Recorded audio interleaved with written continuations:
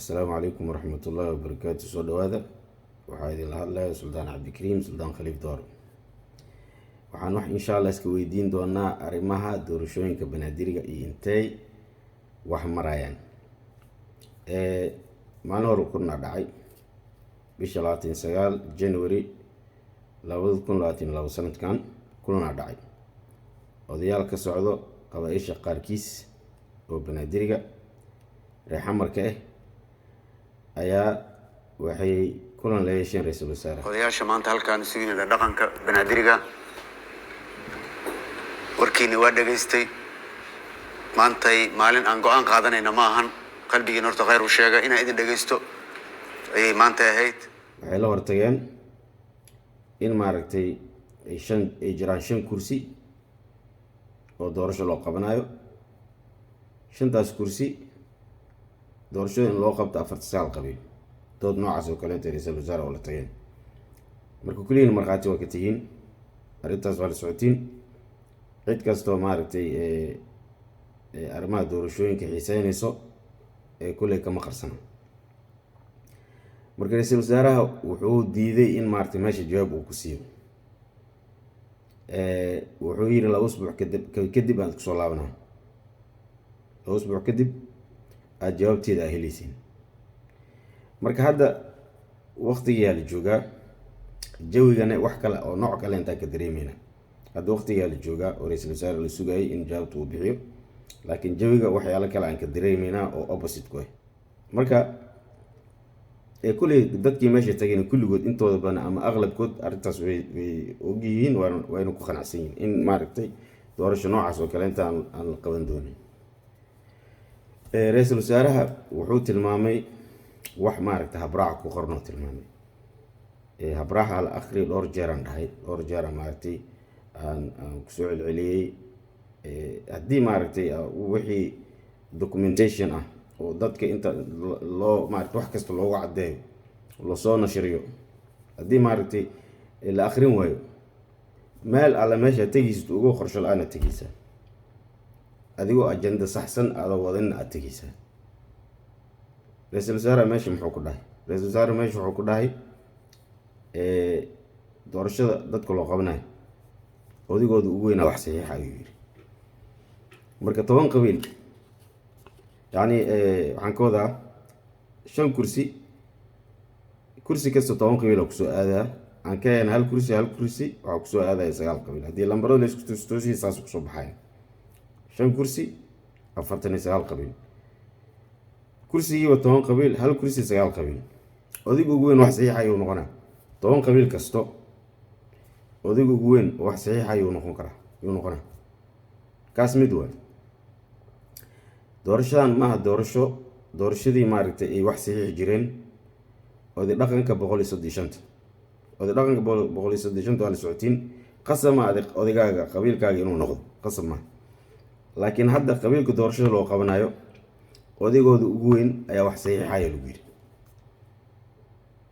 fahanti? marka ra'iisul wasaaraha hintuu siiyey hinta la dhaaf ingiriis hinta la dhaha, yani uu sarbeebay. fahanteen? marka qofkii fahmi karaa meesha ka soo fahmay at the spot way ku fahmin arrintaas. qofkii fahmi karo oo arrimaha doorashooyinka yani wax ka yaqaan.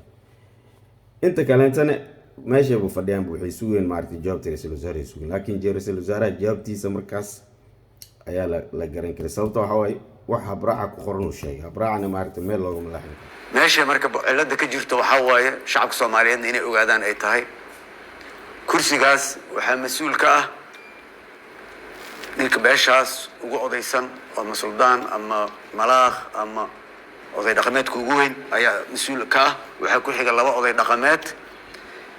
waxay ku soo darayaan gudiyada siiba gudiga siid 2 xubnaha beeshaas ee bulshada rayidka ah oo isla beeshaas kursigaas ku tartamayso. waxaa kaloo jiro jawiga waxyaalo jawi laga fahmaya jiro, waxyaalo jawi laga fahmi karaa jiro oo aad ka dareemaysid qolooyinkii maaragtay ka shaqeynayay 49kaas qabiil loo tartansiiyo 5 kursi oo markasta doodood meel kasta la taagnaa, barxadaha la taagnaa, telefishinka la taagnaa, maaragtay xafiisyada dowladda ku wareejinaya shaqadaas oo haddana caddaysaba ra-iisul wasaarihii ay u geeyeen kulligeena telefishin ka aragnay.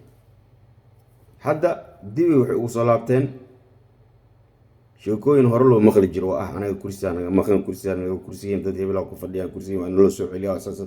sheekooyinkaas dib ugu laabteen sababtoo ah wax kale inaysan soconayn ogaadeen. xataa sheekada ah qabiil hebel iyo qabiil hebel kursiga ka dhaceeya hala tartansiya xataa ma soconayo. sababta uu soconayn waxa waaye qabiil hebel laba qabiil hebel odaygu ugu weyn wax saxiixaya labada qabiil, odaygooda ugu weyn labada qabiil ka dhexeeya wax saxiixaya way ma jiro. laan qabiil kasta odaygiisa ugu weyn goonigiisa u wataa. laakiin hadda waxa waaye mar walba meel ha lagu arko waxaa meesha ka cad inuusan jirinba qof kursi laga qaatay, qof kursi laga xoogaa, qof kursi ka maqay inuusan jirin meesha ka cad.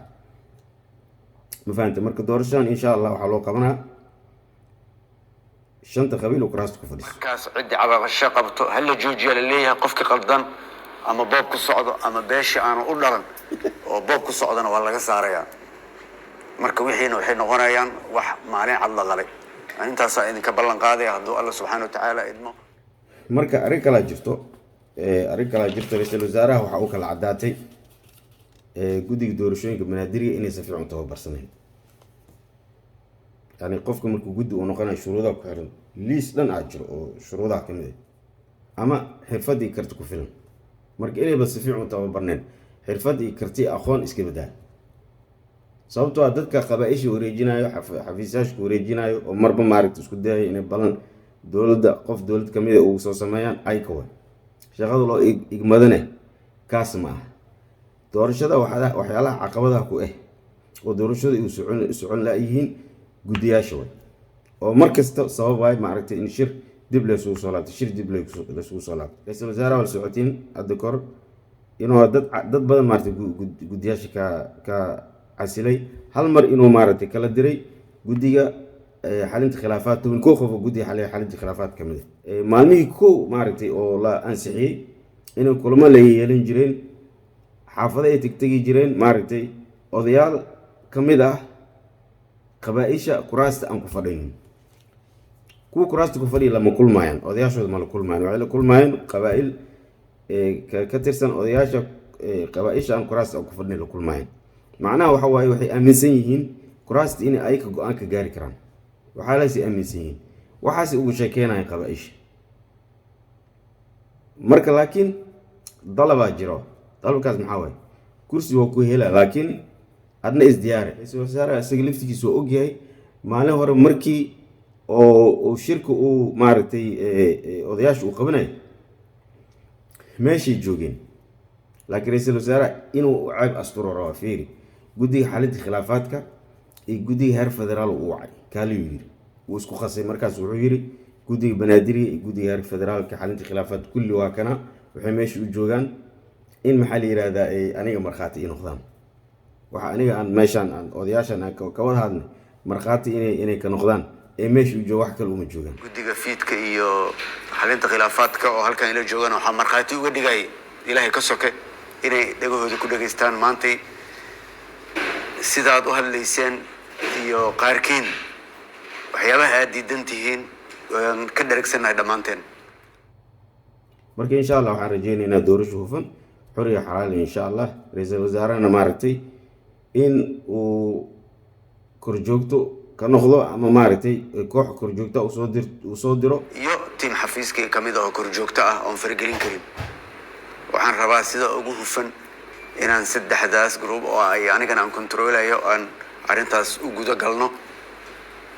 markaan aragno 2dan bari 3dan bari wixii ka soo baxo korjoogtayaashana maaragtay qabiil kastana xoriyadooda loo daayo si maaragtay ay doorashadooda sida ay u dhacaysa maaragtay ay marqaad ugu noqdaan.